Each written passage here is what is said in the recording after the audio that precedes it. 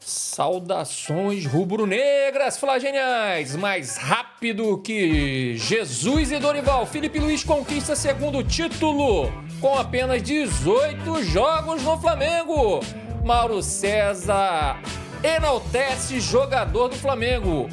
Ídolo eficiente. Flamengo encaminha a contratação de Jorginho e tenta antecipar a chegada. Será? Mas antes de tudo, meu querido, deixe o seu like, se inscreva no canal, seja um flagenial, acione o sininho da notificação e fique sabendo de tudo do mais querido, o mais amado, o mais idolatrado Flamengo. O técnico venceu a Supercopa Rei ao derrotar o Botafogo na final. Felipe havia sido campeão da Copa do Brasil com apenas 9 jogos no clube. Crédito GE por Letícia Marques. Vamos lá, pessoal. Filipe Luiz alcançou uma marca significativa com o título da Supercopa Rei, conquistada neste domingo contra o Botafogo, no estádio do Mangueirão, em Belém.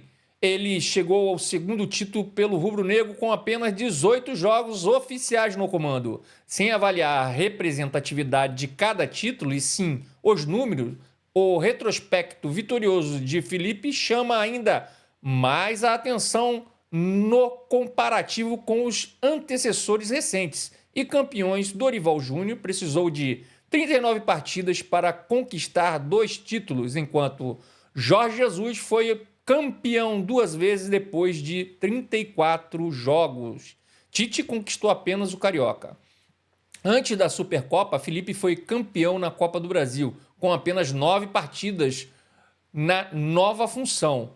Na ocasião, a conquista, fez o treinador se tornar o segundo técnico que menos precisou de jogos oficiais para ser campeão pelo Flamengo no século XXI. Ele só ficou atrás de Ney Franco, que conquistou a Copa do Brasil 2006 com 8 jogos à frente do rubro-negro, sem contar os amistosos. Além disso, Filipe Luiz, por enquanto, se iguala a Jorge Jesus com o famoso discurso: mais títulos do que derrotas. O treinador perdeu apenas um de seus 18 jogos oficiais e já conquistou 2 títulos na Copa do Brasil e na Supercopa Rei. Dorival acabou deixando o clube mesmo depois das conquistas. Jorge Jesus ficou por mais tempo e aumentou ainda mais a galeria de títulos. Foram 5 no total em 57 partidas no comando do clube. Veja abaixo, pessoal, e compare os desempenhos de Jorge Jesus, Dorival Júnior e Filipe Luiz, até conquistarem 2 títulos pelo Flamengo. Dorival Júnior: 39 jogos Libertadores e Copa do Brasil, 26 vitórias, 7 empates, 6 derrotas, 78,4% de aproveitamento. Jorge Jesus: 34 jogos Libertadores e Brasileiro, 24 vitórias, 8 empates, 2 derrotas, 72,6% de aproveitamento. O técnico encerrou a passagem pelo clube com 5 títulos em 57 partidas. Filipe Luiz: 18 jogos, Copa do Brasil e Supercopa Rei, 12 vitórias, 5 empates, 1 derrota, 75,9% de aproveitamento. Filipe Luiz chegou ao seu 14º título pelo Flamengo na sua trajetória dentro do clube, como atleta e agora treinador. Eles foram, no caso, 12 títulos como jogador e 2 agora como técnico. E então o lateral ergueu 10 troféus, 2 Libertadores 2019 e 2002, 2 Brasileiros 2019 e 2020, 2 Supercopa 2020 e 2021, 2 Cariocas 2020 e além da Copa do Brasil 2022 e uma Recopa Sul-Americana 2020. Além dos 2 títulos como treinador no time profissional do Flamengo, Filipe Luiz acumula atrás outras 2 conquistas nas categorias de base: Copa Rio Sub-17 e Copa Intercontinental Sub-20, ambos pelo Clube Carioca. Vou abrir um parênteses aqui, pessoal. Na realidade, eu vou acabar falando o que ele falou na coletiva e a gente vai... algumas coisas que ele falou na coletiva a gente vai colocando aqui, mas não vamos colocar o texto inteiro, então a gente vai falar algumas partes, tá? para falar um pouco da entrevista coletiva do Felipe após o tricampeonato da Copa do Rei, né? Conquista da Supercopa do Brasil e sua importância, né? O treinador expressa grande felicidade pela conquista da Supercopa, enfatizando que o plano de jogo foi executado perfeitamente. Ele também ressalta, né, a importância do título para o início da temporada. É aquele tipo de competição, pessoal. Se ganha, não faz mais que a obrigação. E se perde, está tudo errado e carrega essa perda pela temporada inteira, né? O que também acontece com o Campeonato Carioca se o Flamengo não conquistar esse ano. É a mesma coisa. A pré-temporada foi planejada, né, para garantir o ritmo e a forma física dos jogadores, com todos os aptos para jogar, né, 90 minutos. O treinador destaca o planejamento do preparador físico e a possibilidade de rodar o elenco para evitar sobrecarga, né? Foi isso que aconteceu, né? A gente jogou na quinta, né? Já com time alternativo e para jogar no domingo e outras substituições também que a gente fez. O time continua em alto nível, né? Em termos físicos também. Apesar, pessoal, da gente continuar, né? Nós estamos em uma pré-temporada, né? Essas competições estão dentro da pré-temporada, né? E isso é importante frisar sempre, né? Há uma grande importância em conquistar títulos com o clube que se ama, né? Sendo flamenguista desde pequeno, o treinador se sente orgulhoso por liderar o grupo e, como eu venho falando, jogar, né? Treinar a equipe que você torce, que você ama, independentemente, né, de dar certo ou não, é diferente. Você acaba se dedicando mais por também ser torcedor, por também saber a dor de uma derrota do clube que se ama como torcedor, tá? Homenagem aos meninos do Ninho, né? Ele fez a homenagem aos meninos, né? Ele sempre agradece essa passagem, né, nas categorias de base.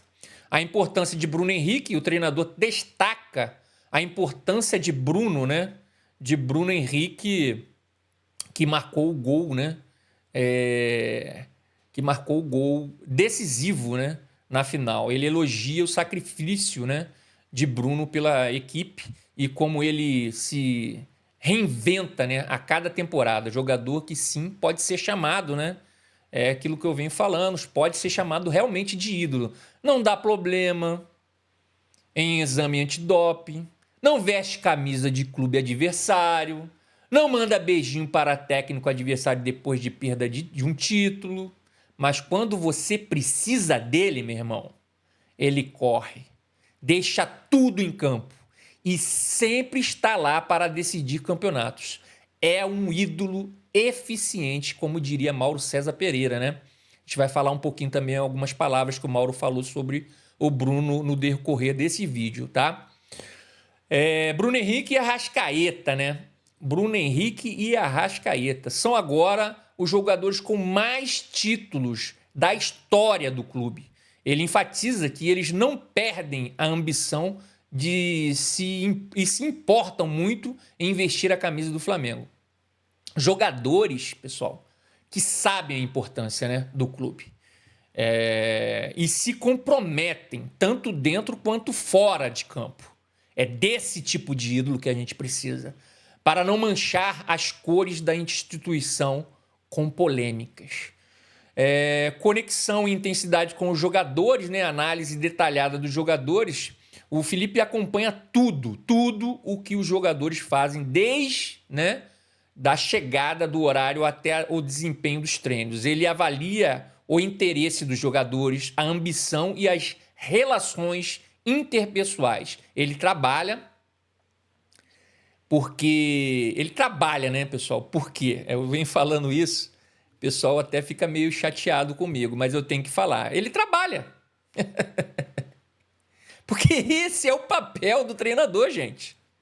Ele é muito bom, mas ele trabalha coisas que os outros não fazem. A gente fica surpreso com esse padrão de trabalho, mas deveria ser normal esse tipo de acompanhamento do treinador. Desde a hora que o cara chega até a hora que ele sai. Essa avaliação, tudo isso importa na partida. Tudo isso importa na hora do jogo. Ele faz a diferença por causa disso, gente. Mas deveria ser uma obrigação de todos os técnicos esse tipo de acompanhamento. Porque são os jogadores que colocam em prática a tática que ele passa durante os treinos. Se eles não estiverem totalmente focados nisso e fisicamente bem, quem paga a conta no final das contas é sempre o técnico. A gente já sabe disso. A gente já sabe disso, como aconteceu com o Tite e outros técnicos que passaram no passado, que os jogadores não se interessavam muito em fazer a coisa certa. E eles caíram.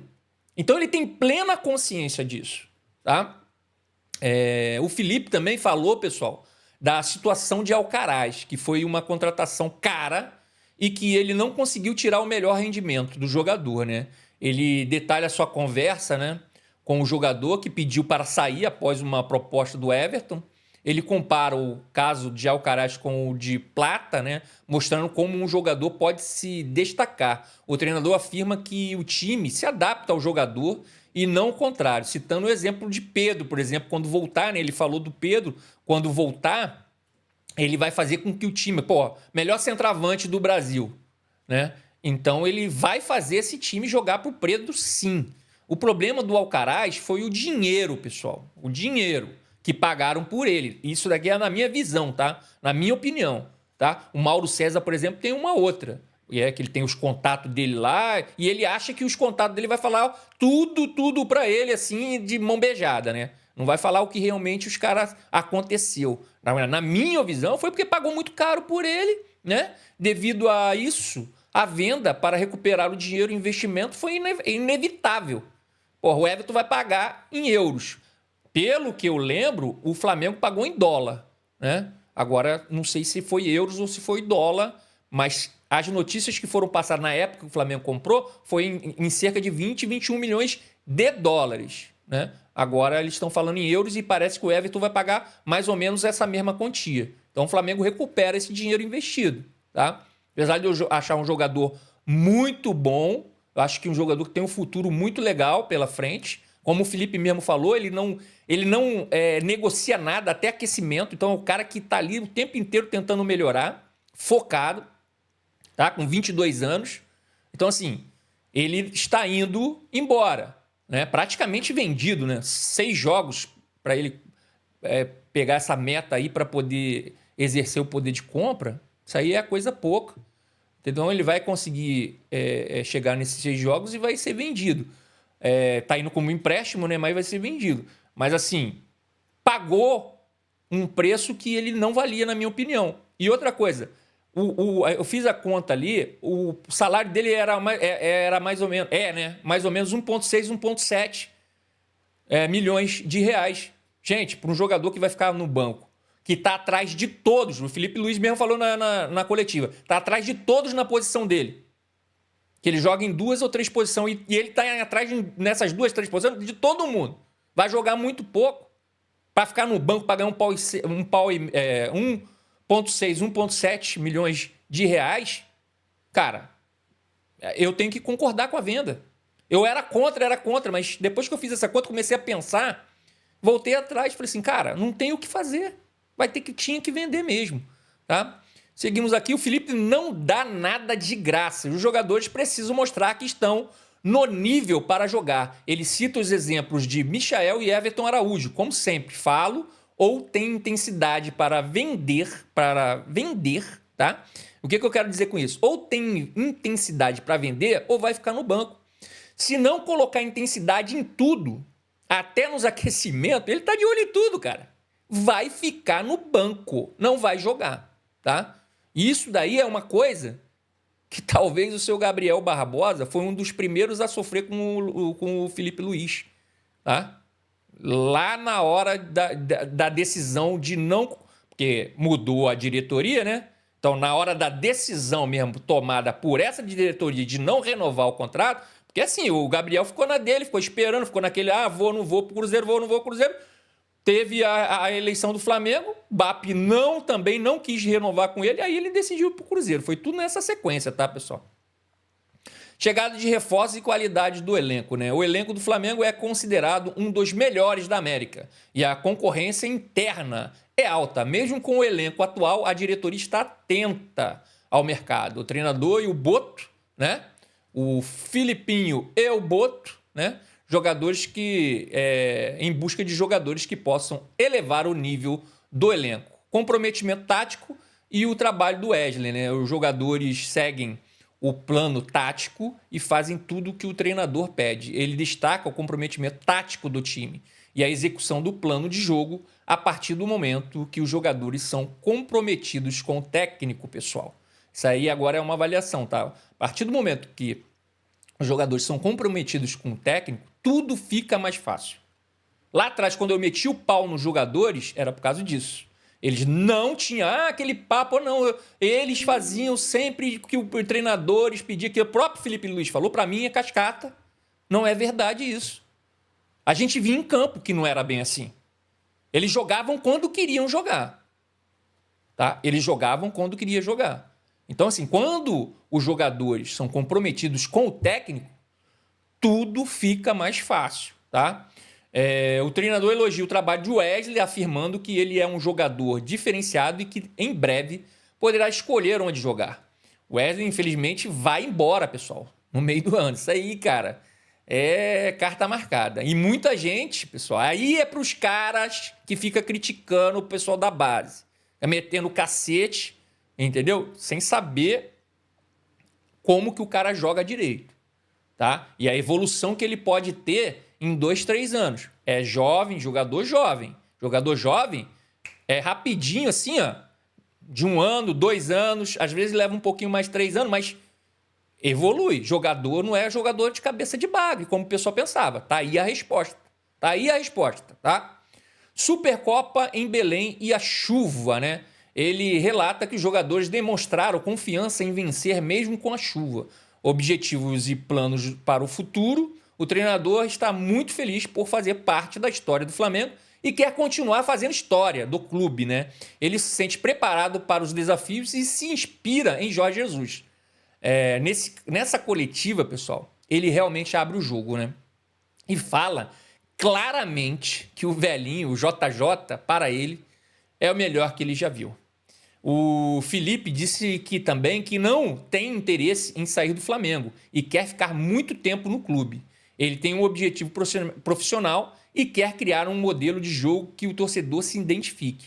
É isso, né, pessoal, que o transforma em um técnico diferente. Ele sabe o que o torcedor e o Flamengo quer e não negocia isso com ninguém.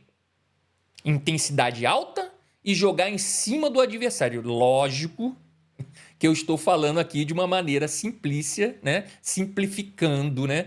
Simples, vamos dizer assim, o modelo de jogo aplicado, né? Ele não se ilude, né, com os elogios e sabe que terá momentos difíceis, mas se sente preparado. Ele enfatiza que seu objetivo é conquistar o coração do torcedor, né? Semana a semana. Ele sabe que é assim, né? Toda quarta e domingo, pessoal. O Flamengo tem que dar show. Toda quarta e domingo tem que dar show, tem que dar show. Senão, cara, é crítica em cima de crítica. Ele sabe disso, tá?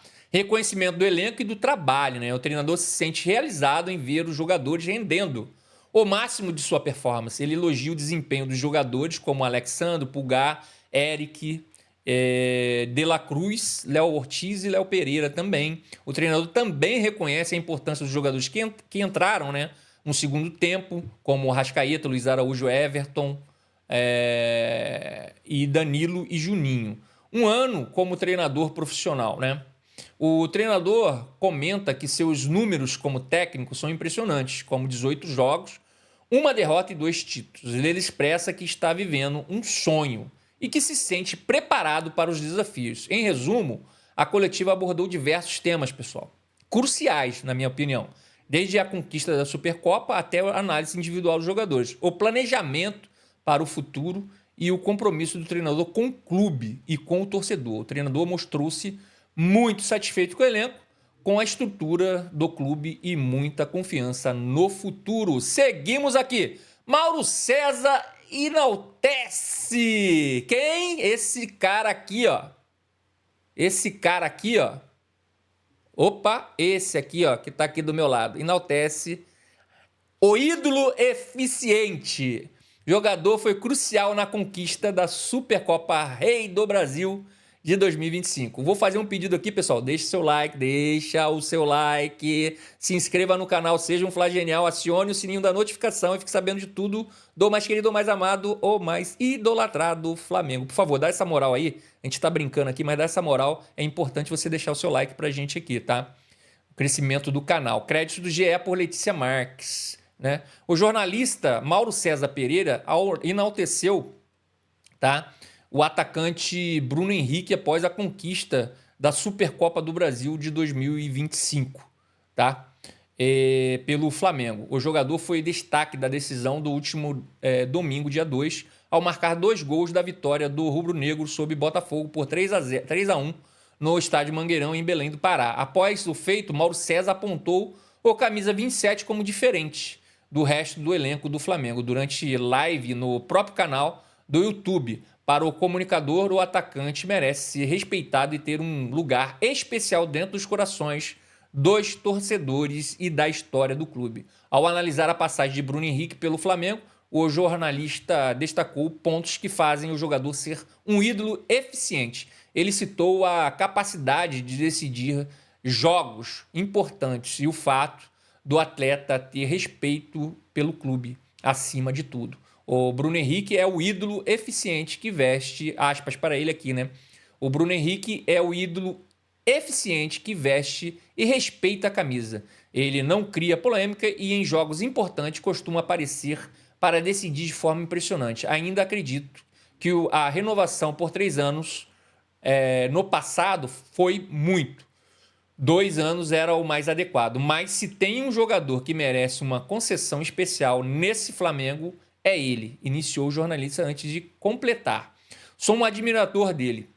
O respeito e a forma que ele se comporta deveria ser mais valorizada pelo torcedor. Hoje, de novo, ele foi decisivo, jogou para caramba. Foi realmente mais uma jornada em que ele pareceu muito bem. De todos os jogadores que o Flamengo contratou daquela época de 2019, todos foram muito bons, mas o Bruno Henrique merece uma atenção especial. Ele é FDP, concluiu Mauro César Pereira. Bruno Henrique no Flamengo, com o título da Supercopa do Brasil, né?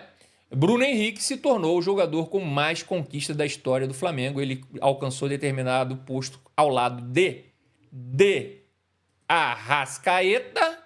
Ambos os atletas conquistaram 14 títulos com o clube carioca. Os dois superaram a antiga marca de Zico, Júnior e Gabigol, que levaram 13 taças com o clube.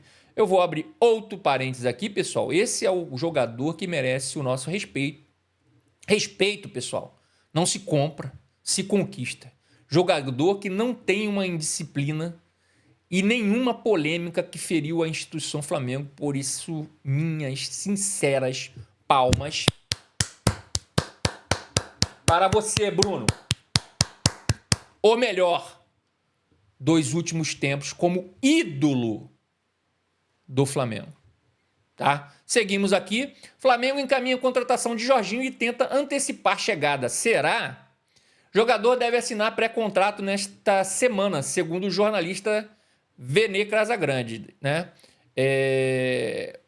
Créditos lance. O Flamengo está cada vez mais próximo da contratação de Jorginho, do Arsenal, disponível para assinar um pré-contrato. O volante chegaria ao rubro-negro em junho, por meio de uma transferência gratuita. A informação atualizada foi divulgada pelo jornalista Vene Casagrande no domingo, dia 2. Né? Jorginho deve, né, assinar um pré-contrato com o Flamengo nesta semana por um vínculo de 3 anos. O rubro-negro gostaria que o jogador antecipasse com o manto sagrado do Mundial de Clubes em junho de 2025. Eu vou abrir vou fazer, né, minhas considerações finais aqui, pessoal, tá? Minhas considerações finais, tá? José Boto, diretor técnico do Flamengo, tenta convencer o técnico Miguel Arteta para liberar Jorginho nessa janela. No entanto, o jogador é considerado peça importante na composição do elenco londrino, né? Por isso, ele deve só vir no meio do ano, cara. Ele não vai vir agora, dificilmente ele vai vir. Ele tá jogando, ele praticamente, se eu não me engano, no jogo passado ou no jogo retrasado, ele fez gols, então ele está sendo utilizado pelo técnico. O técnico não vai liberar ele, tá, pessoal? E é isso aí, pessoal. Bem, vamos ficando por aqui. Obrigado por flamengar comigo. E lembre, o único rubro-negro que existe, meu querido, é o Flamengo. O resto é tudo vermelho e preto. E não se esqueça, deixe o seu like. Se inscreva no canal, seja um Fla Genial, acione o sininho da notificação. E fique sabendo de tudo, mais querido, ou mais amado, ou mais idolatrado Flamengo. Que Deus ilumine os passos de todos nós. Saudações rubro-negras!